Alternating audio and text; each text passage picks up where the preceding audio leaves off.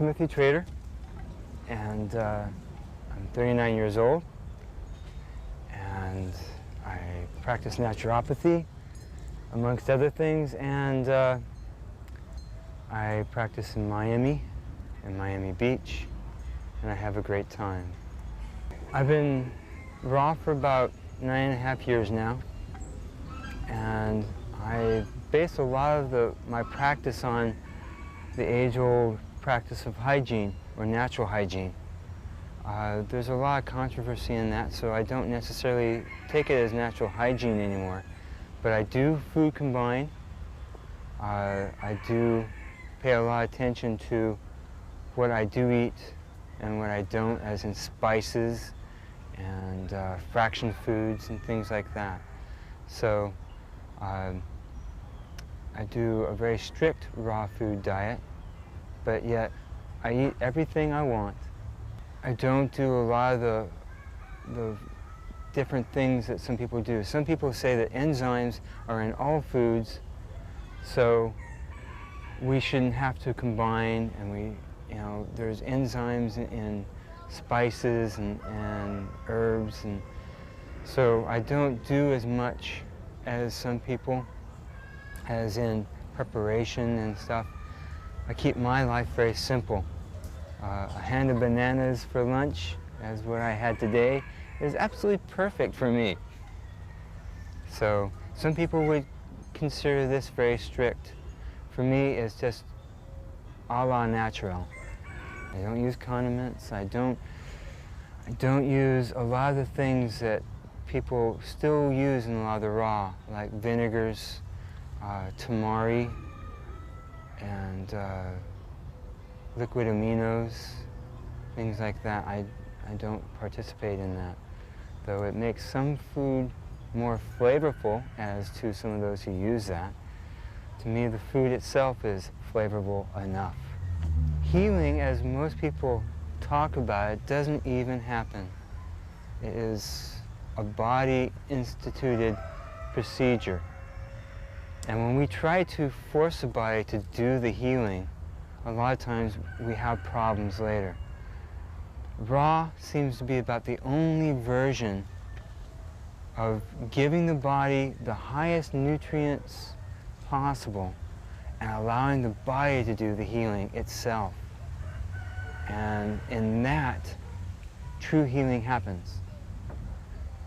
When we see people who have cancers and stuff like that, we feel like we must do something the body could not do. But I found in my life that for me, I tried everything possible, allopathically, naturopathically, herbally, homeopathically, and I still had asthma. But when I started on a raw diet, I had 2 asthma attacks, and then I haven't had any for over 9 years. I was hospitalized every 6 months at least with asthma, and I had been searching and searching for the answer. All I had to do is stop putting the toxins in, giving the body the highest amount of nutrients available, and the body took care of the rest. So that's really the true healing that happens. Even Socrates and some of those early doctors or philosophers, they knew that food was the ideal situation. They just didn't know how to define it because they didn't know what foods were toxic and which ones weren't. So they called them medicines and non-medicines. So when you use the phrase, let your food be your medicine and your medicine be your food, from Greece, they understood enough to say, there are certain things that are healing, keep eating them. Well, that was the raw fruits and vegetables. And when I looked for answers for me, all I ever found were more complications. And again. So I ended up striving for more and more information, and pretty soon I knew that I was in a university setting, and pretty soon I knew that I was going for something more than I expected, namely a medical degree, which I never even finished. I'm a med school dropout because it wasn't working for me. How can I be a hypocrite when something isn't working for me, tell somebody else to do the same thing? So I started with herbs and found that they were working better, probably because of their nutrient value itself. But they didn't quite do the same thing. It wasn't until I found some of the answers after many years, many degrees, that I found out a simple truth. Stop poisoning yourself. And the poisons are not something that your body has to get rid of. You free up so much more of your body without overtaxing it. I usually put it in a way that I remember the old Blondie comic strip, where Blondie would go around and Dagwood would have a pile of boxes. He never saw where he was going, and sure enough, we could always predict that he was going to run into something and the boxes were going to fly. Well, that's what happens to our bodies. We overwhelm our body with everything that we eat that we shouldn't be eating. And pretty soon we end up crashing. That's exactly what happens. If we have some vitality, if we're still walking, if we're so smothered that we can't walk anymore, then pretty soon we say, oh, I must not be sick anymore. I must not have any problems. I can keep going. And then we find out that the cancer has been eating us out for all the time that we've been smothered by all the boxes that Dagwood carries. So I found that if I stop putting the problems in, specifically for my asthma, asthma is a very simple disease. The lungs are an eliminative organ as well as our breathing apparatus, but they eliminate toxins. But if the body says, well, this is our healthiest spot, let's push out more that we can get rid of through the lungs. The muscles around the bronchial tubes, they're like little fingers. They can't handle the toxins going through. They start to spasm. And so the lungs just can't breathe because there's no inhale and outhale, inhalation and exhalation. So if you start to spasm, the biggest thing is to stop putting the toxins in at the very first point. But we also find that when we start doing this, that the lungs start eliminating. If we start drinking water, we start diluting the poisons, the body is able to handle it a little bit better. I found this out when I was a kid. I knew when I was in school and I had taken my medication for my asthma, I was still having an asthma attack, and I knew it wasn't working. I knew immediately to go get more water.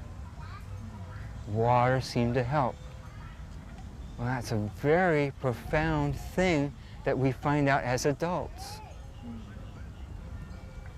So the bottom line is prevent the disease before it happens. But that's not the only thing that goes great with what doing a raw regime does for you. When I was 16, I could not even run a mile, no matter if I was on medication or not. Now, if I so choose, I run on the beach as long as I want, and I can come back and I have a good time. I can even play sports with 16, 18-year-olds and wear them out. So I think I'm doing better than I was, and it's something for right now that works for me. So it's definitely what I'm doing is working. And if it's working for me, I am more apt to tell people about it. I am more comfortable with saying, yes, I know this works. Instead of being a doctor and saying, well, I got this antibiotic and it just may work for you, and then again it may not. The great thing about raw foods is it works for everybody. Everybody starts saying, oh, you know, if I do this, it works for me, but if I do that, it doesn't. Well, eventually, no matter who you are, this works. A lot of times we do different things for babies, and some things work and some things don't. usually is overwhelming the baby's initial vitality. But if you find that you do these things with babies all the time, it works. If you find if somebody is willing to do this as an adult, it works all the time. It may not work in what we want it to. It may work in 6 months or a year, and it takes a lot of dedication. But this is the first thing that I've ever found. It works for everybody. Going into raw foods is hard for a lot of people. We have a different history, each and every one of us. And we've done different things during that history. Some of us are a little more toxic than others. Some of us have gone through a lot more pain than others. Some of us, that pain can be emotional or physical. And there have been other things going on in our system that may not have happened with somebody else. So we have some things that are in our life that are truly addictions that we don't even recognize. I challenge anybody to go a week without a piece of bread, and they will find that, oh my goodness, it was really tough. If not, come on, Wednesday, I've got to have a piece of bread. But I challenge you to go a week without a banana, and you'll never miss it, except for the sweetness and the wonderfulness of the banana. You won't need it. So we go through a lot of things in our life. A lot of us want to do the perfect thing right now for always. And when we do that, and I did, I studied raw foods for 6 months before I even did it, because I knew I was all by myself. There wasn't anybody to help me, but I had to do it. When I started raw, I started it all at once. And it was so hard on my body. You go through diseases, or what we would call dis-ease. You go through weight loss. You go through a number of things that can be very hard. It was at my first practice, and all the people who knew me thought I had AIDS. It was the early 80s, lots of scare. No, excuse me, it was the early 90s, still lots of scare from what everybody had heard. And so when Doc Tim had AIDS, nobody wanted to be around Doc Tim. I went into a restaurant and everybody left. And I had realized that this may be a little bit harsh for some people. I had family members actually wanting me Baker acted, calling the police and the judges of town. Thank goodness they knew me. They said, he's the most reasonable person we know. Let him do his thing and we'll see how it goes. I had my mother call me up and ask me not to die. This can be harsh for a lot of people. There's no need to go through the stress of it. If you want to do it a little bit at a time, that's great. Starting at 50%, going to 70%, 80%, 90%. By the time you reach 100, you've slowly given the body a little bit more, so it could do things slowly but surely. It's regulation. Just regulating the little things at a time. Allowing the body to say, well, thank you, I appreciate this. You might end up with a cold here and there and doing things, but you won't have the harshness. But we have options in life. And the greatest thing is we get to choose them. We get to choose if we want to be raw or we want to be cooked. We get to choose if we want to be happy or we want to be sad. There are so many choices in life, and this choice gets to work for us. So it's however we choose. But I do tend to steer people towards slow transitioning so that it works for all of us. Shelton's Superior Nutrition doesn't proclaim that you have to be 100% raw, but it sure gives a lot of facts and theory and ideas about this is the best way to go. Some of Viktoras Klevinska's work,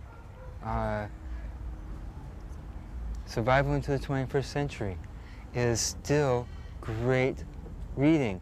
Gives you the ideas about that.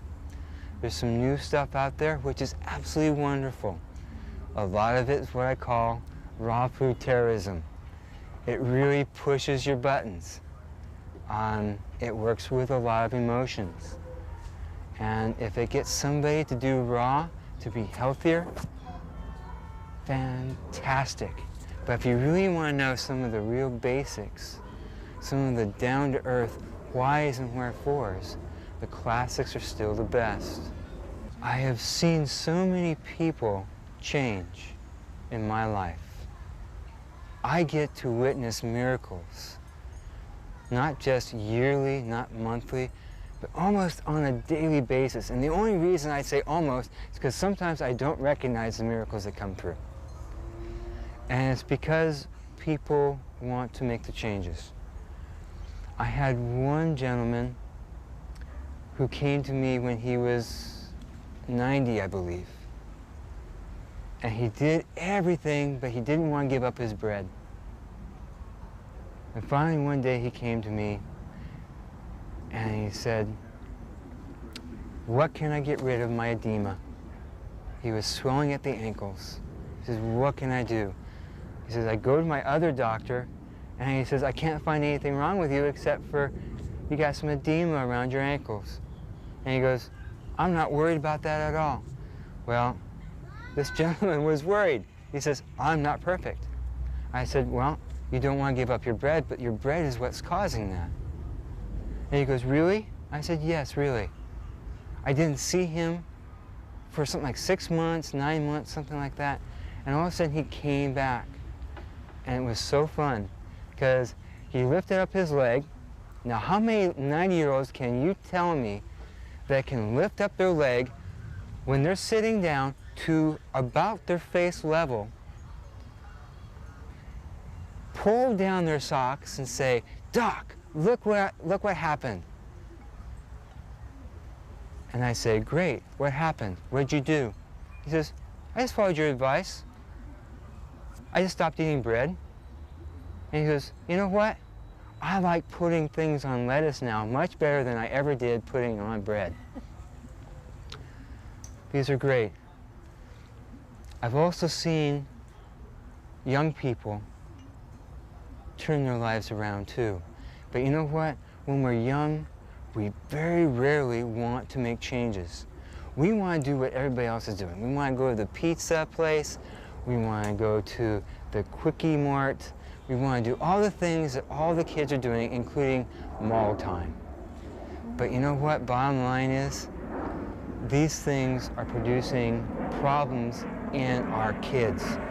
I had an 18-year-old girl come to me, and she had had tumors previously and had surgery on her ovarian cysts.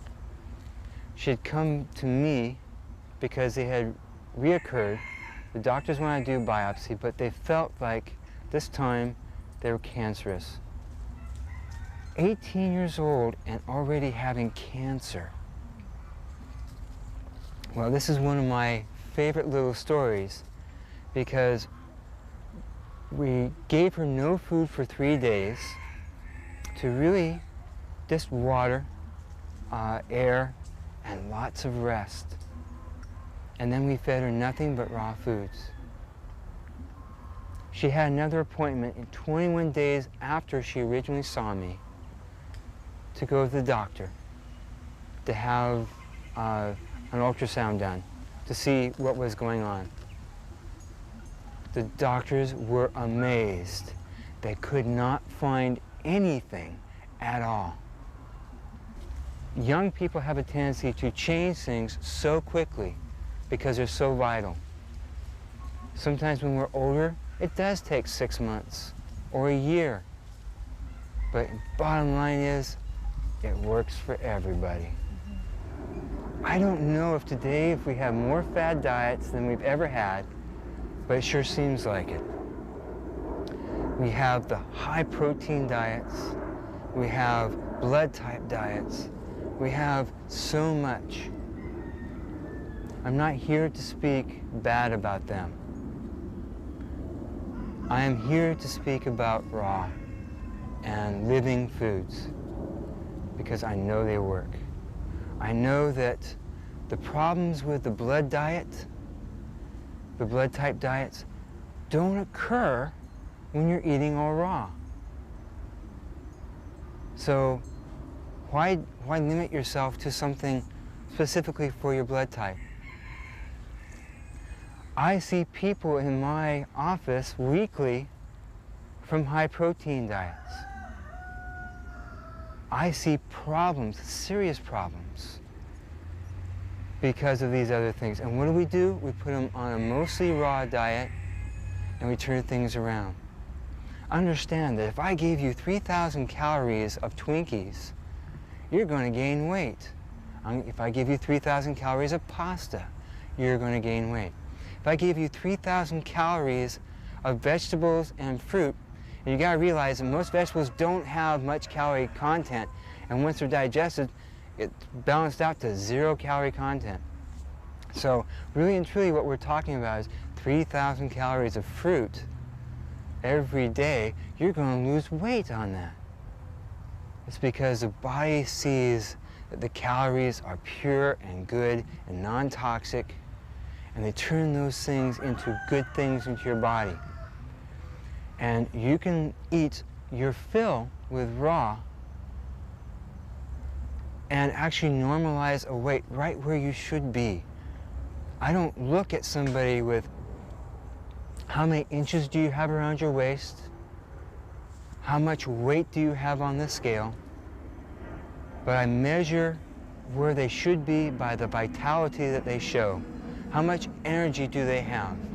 Are they so much better in energy? If they gain a little bit of weight, they start to become a little sluggish. If they lose a little bit of weight, they start to want to be in bed. That means that right about the proper spot, things are just right when you have abundant energy. You're not awake all at night and you're getting plenty of sleep, you have plenty of activity in your life, and you want to have these things in abundance. But the energy is the key to being right where you want to be. And for me, I fluctuate a little bit, up and down as to my regime in life. If I get a little too busy or lay around a couple extra days, things fluctuate, but for the most part, I always have the energy. Where do you get your protein? Protein is not an issue. It's a dead issue as far as I'm concerned. Protein is in every food. When you find raw foods, they're usually in the source of amino acids, the building blocks of protein. When we eat proteins, we have to break them down to amino acids. So essentially, they're pre-digested. They're easy to utilize in our body. Most fruits have all 8 essential amino acids. I'm sorry, but beef cannot say that. They cannot say that in the muscle of cows. If we took and used our principles to life the way that the body uses principles to run itself, we would have no problems. We would never run out of food. We would have foresight. We would know what's coming up. We would be able to predict so much more in life. We have the best tool inside, in more ways than one. But the bottom line is, to most of this, is that proteins or amino acids, if we gather so many proteins in our breakfast and so many in our lunch, so many in our dinner, and we do this all week, we may not use the amino acid that we had on breakfast on Monday by Sunday. We would have stored it and we may never have needed it. But when we need it, it's there. but the combining of foods for vegetarians is poppycock. I love that word. Everything is there because some industry wants us to believe that we can't do without them. But really and truly, we did without them for millions of years. Such as we've done without yogurt in our life. We've done without dairy. We've only recently, in a very short part of our history, ever used any of these things. Our short history of cooking things. The greatest thing that got us here are raw foods. We've done raw foods longer by hundreds of times than what we have now. And we're all basing it on what we as a society do now. And really and truly, right now, we all have the Aunt Ednas or Uncle Franks who are living to 100, who are taking a swig of whiskey and smoking a cigar or something like that. And they say, look, they don't have a healthy life. Why are they living that long?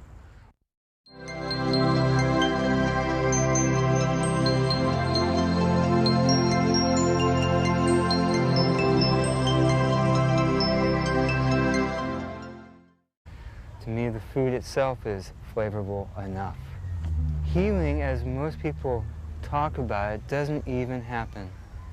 It is a body-instituted procedure. And when we try to force the body to do the healing, a lot of times we have problems later. Raw seems to be about the only version of giving the body the highest nutrients possible and allowing the body to do the healing itself. And in that, true healing happens. When we see people who have cancers and stuff like that, we feel like we must do something the body could not do. But I found in my life that for me, I tried everything possible, allopathically, naturopathically, herbally, homeopathically, and I still had asthma. But when I started on a raw diet, I had 2 asthma attacks, and then I haven't had any for over 9 years. I was hospitalized every 6 months at least with asthma, and I had been searching and searching for the answer. All I had to do is stop putting the toxins in, giving the body the highest amount of nutrients available, and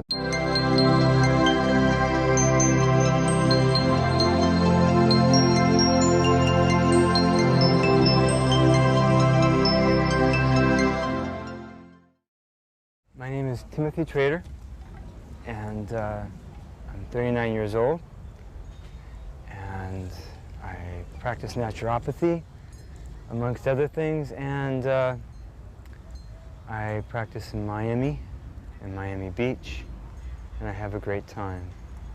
I've been raw for about 9.5 years now, and I base a lot of my practice on the age-old practice of hygiene, or natural hygiene.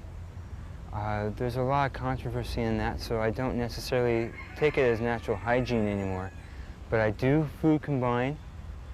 I do pay a lot of attention to what I do eat and what I don't, as in spices and fraction foods and things like that. So I do a very strict raw food diet, but yet I eat everything I want. I don't do a lot of the different things that some people do. Some people say that enzymes are in all foods, so we shouldn't have to combine, and there's enzymes in spices and herbs, and so I don't do as much as some people, as in preparation and stuff. I keep my life very simple. A hand of bananas for lunch, as what I had today, is absolutely perfect for me. So some people would consider this very strict. For me, it's just a la natural.